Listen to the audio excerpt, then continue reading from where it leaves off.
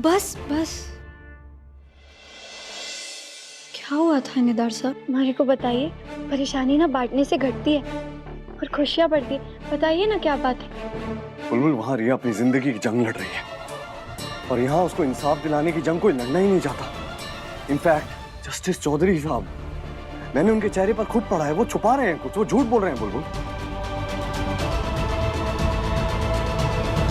मैं समझता हूँ बुलबुल, एक परिवार के दिल पर क्या बीतती होगी, उन पर क्या गुजरती होगी, क्योंकि बिल्कुल ऐसा मैंने भी महसूस किया वानी के वक्त पर। वो हार, वो बेबसी मैंने भी महसूस की। और वही बेबसी, वही हार मैंने जस्टिस चौधरी साहब के चेहरे पर देखी, उनकी आंखों में पड़ी है बुलबुल। लेकिन वो कुछ भी बोलना नहीं चाहते, जैसे उन्होंने एक चुप्पी सी साध ली, जैसे कि समाज में अपने घर की इज्जत उछलने का डर हो उनके मन में। बिल्कुल ऐसा ही मैंने भी महसूस किया था जब वानी के साथ ये हुआ था। मैं भी चाहता था कि ये बात दुनिया के आगे, समाज के आगे ना जाए, और वही जस्टिस चौधरी साहब भी करने की कोशिश कर रहे हैं।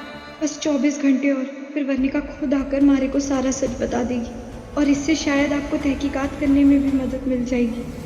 मैं समझ नहीं पा रहा हूँ उस चुप्पी को तोड़कर मैं रिया को इंसाफ कैसे दिलाऊंगा। थानेदार साहब शांत हो जाइए, शांत हो जाइए। आप ही कहते हैं ना वो सत्य परेशान कर सकते हैं, पराजित नहीं। इस झूठ को जितना दबाने की कोशिश करेंगे ये झूठ उतनी तेजी से बाहर आएगा, उतने जोर से बाहर आएगा। आप परेशान मत होइए। तो तुम्हारे कॉलेज में वो लड़का है ना, क्या नाम है उसका? अविनाश। हाँ, उस लड़के में कुछ गड़बड़ है बुलबुल। याद है तुमको कॉलेज के पहले दिन वो तुमको परेशान करने की, डिस्टर्ब करने की कोशिश कर रहा था, जिसका तुमने मुंह तोड़ जवाब दिया था। बस इसीलिए मैं आगे नहीं आया था, क्योंकि मुझे कुछ करने की जरूरत नहीं थी। तुमने अच्छा संभाला था उसे। उस लड़के में कोई ना कोई प्रॉब्लम तो है, कुछ ना कुछ तो है जो वो जानता है और वो छुपाने की या कवर अप करने की कोशिश कर रहा है। ऐसा मुझे सेंस होता है बुलबुल। उस लड़के में ही कुछ गड़बड़ है। रिया का दोस्त बनते फिरता है, पूरे कॉलेज में उसके साथ घूमता है, लेकिन आज उसके बारे में वो कैसी बातें कर रहा था। एक दोस्त अपने दोस्त के बारे में ऐसा कैसे बोल सकता है? पर जब आपने हमारे को फोन करके बोला कि रिया के पास कोई नहीं जाएगा, सबसे पहले रिया को उठाने के लिए वही गया था। क्या हुआ थानेदार साहब? आईपीएस की बीवी बनते बनते तुम आधी आईपीएस भी बनी चुकी हो बुलबुल। But actually very good. तुमसे बात करके ना मुझे थोड़ी क्लैरिटी भी मिली और साथ ही साथ थोड़ा डायरेक्शन, एक रास्ता भी मिला। Very good. Actually very proud of you. You are the best. वो तो मैं हुई बेस्ट ऑफ बेस्ट। और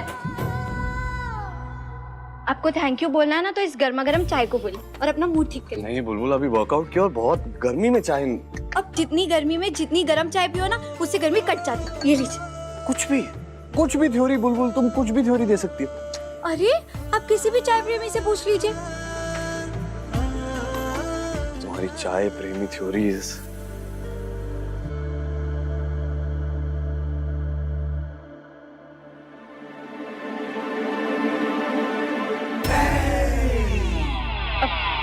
बहुत अच्छी बॉडी है, बहुत स्ट्रांग है।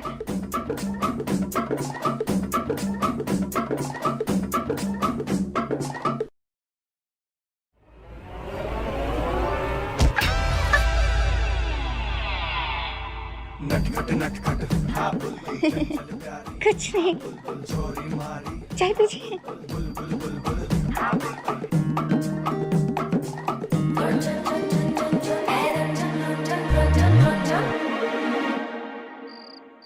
घर और कॉलेज के सारे काम हो गए हैं। अब बस जल्दी से इन रुमाल पे कढ़ाई कर देती हूँ, जैसे मासा ने बताया था। ये पिछली बुआ सा को क्या हुआ?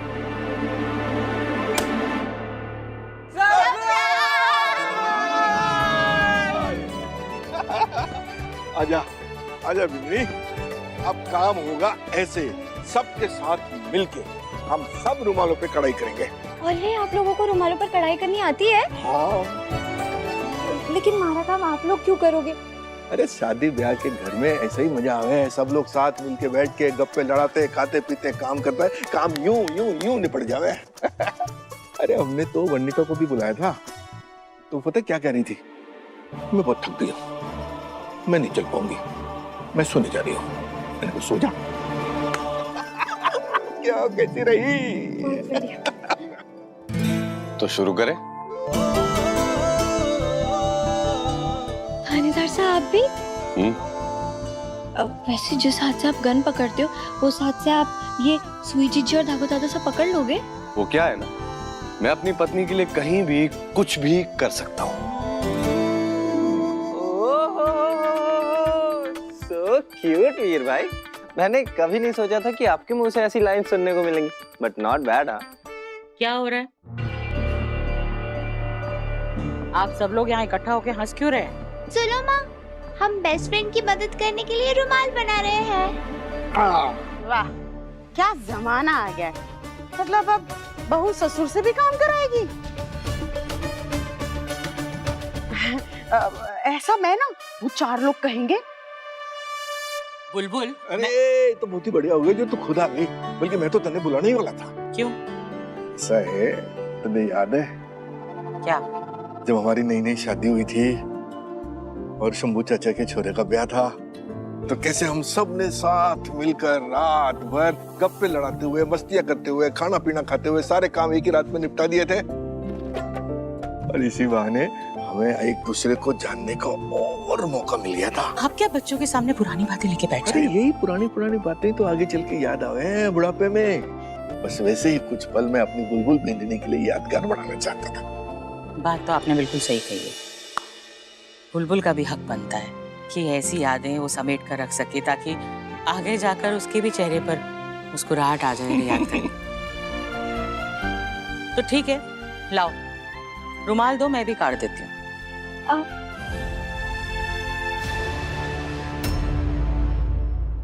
दे बेटा, अरे दे दे जल्दी, मन बदल ना जाए कटे। सारे थोड़ी ना काटूंगी, एक ही काटूंगी। बाकी काटेंगे बाकी सब लोग। एक काम करते हैं, जोड़ियों में बनाते हैं। मैं और सुलच्छू और तू और वीर। वायु, तुम और मैं एक ही टीम में, ठीक है? ठीक है।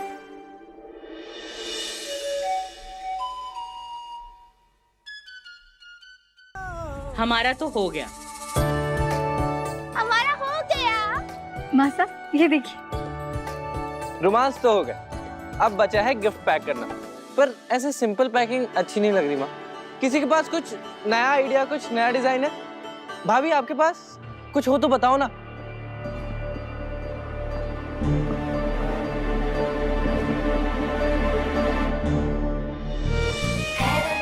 मल्ली, मिल गया आइडिया इन डब्बों को सजाने का। पढ़ाई में पैदल हूँ, लेकिन दिमाग से अब रुको। अरे क्या कर रही है? अरे ये छिलके चाहिए। क्या कर रही है? बुलबुल, ये मूंगफली के छिलके, ये कचरा लेकर क्या कर रही हो तुम? ये कचरा नहीं, जादू है मासा, जादू। अभी रुके, मैं आई। जादू। अरे जादू।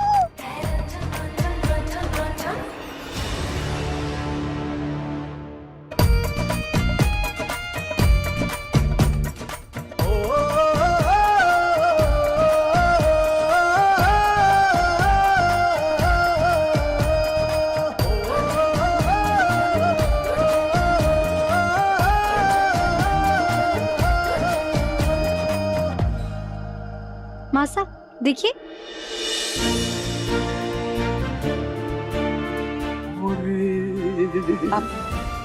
कितना सुंदर है ये। अरे वाह भाभी, आपने तो कमाल कर दिया। नक्शे का नक्शा ही बदल गया। वाकई बहुत सुंदर बनाया है।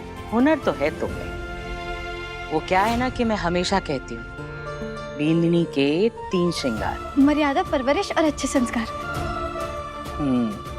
और तुम्हें उन तीनों में खरा उतरना है। तुम्हें हमें निराश नहीं करना है। इस घर का नाम, इज्जत सब तुम पर निर्भर है। हमें निराश तो नहीं करोगी ना? मैंने कहा ना मासा, मैं पूरी कोशिश नहीं करनी। फिर कहती हूँ, करके दिखाना है सबको। तुम करोगी ना तो इस परिवार की इज्जत रह जाएगी। करोगी? पक्का करके दिखाऊंगी मासा। मैं इस परिवार की इज्जत पे एक तो सी भी आँच नहीं आने दूंगी। बुलबुल प्रॉमिस, मैं आज रात बैठ के ना इन सारे डिब्बों को सजा दूंगी। राजी होगी तू? जी राजी हो गया थारा?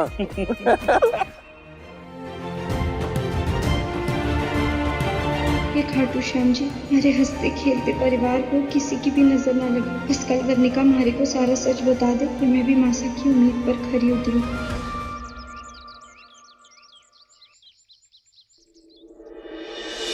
Good morning students.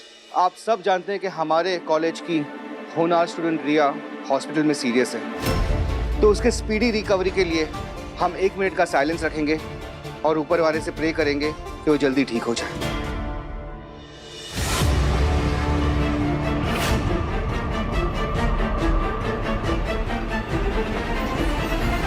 मुझे तुमसे पैसे नहीं, बुलबुल चाहिए, वो भी कल तक।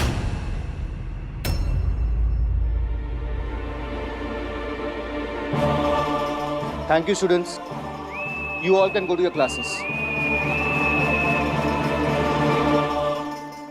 वर्णिका,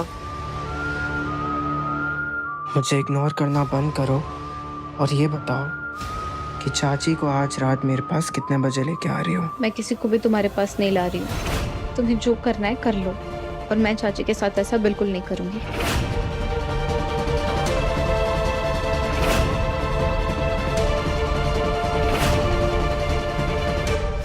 वर्णिका, करना तो तुम्हें पड़ेगा ही। I guess you need some motivation. Especially तब जब पूरे कॉलेज में स्पेशल ट्रेलर लॉन्च हो।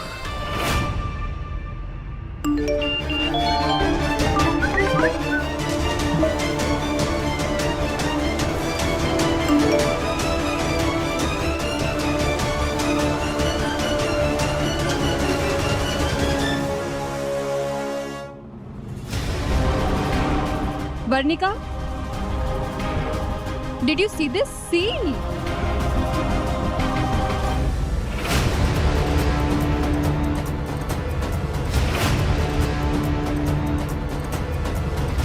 ये लड़की कौन है? हाँ, so cheap.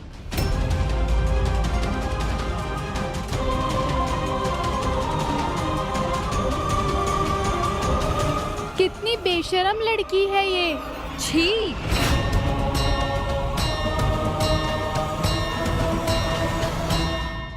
बॉस, ये एमएमएस तो वायरल हो चुकी है। हाँ यार, लेकिन फेस ब्लर है यार। ऐसा क्या है इस एमएमएस में जो सब लोग देखकर ऐसी बातें कर रहे हैं?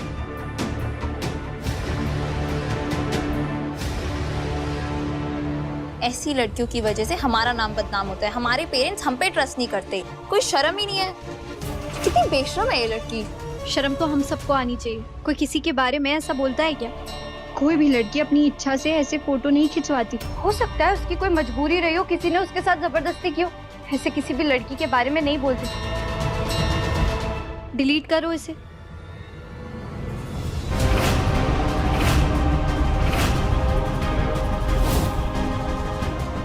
वर्णिका, इधर आ बेटा। हाँ दादी। हाँ, ये तो कैसे कपड़े पहन के कॉलेज आ रही है? दादी, आजकल तो सारी लड़कियां ये सब पहनती है ना, फैशन है आजकल का। तो मतलब अगर सारी लड़कियां कुएं में कूदेंगी तो तू भी उनके पीछे कुएं में कूद जाएगी? कूदेगी नहीं ना? तो बेटा फैशन तो बदलता रहता है, लेकिन अपने संस्कार, अपनी संस्कृति जो है ना, वो हमेशा एक जैसी रहती है और संभाल के रखनी पड़ती है। जा कमरे में जाकर कपड़े बदल ले, फिर कॉलेज चले जाना।